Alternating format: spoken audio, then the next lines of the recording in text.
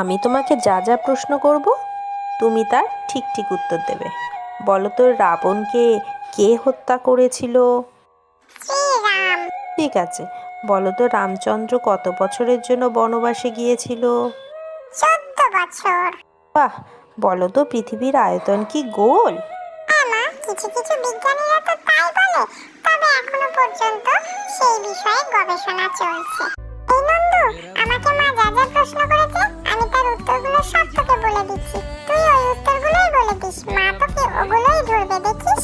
আচ্ছা বলো তো তোমার নাম কি? শ্রীরাম। হ্যাঁ। আচ্ছা বলো তো তোমার বয়স কত?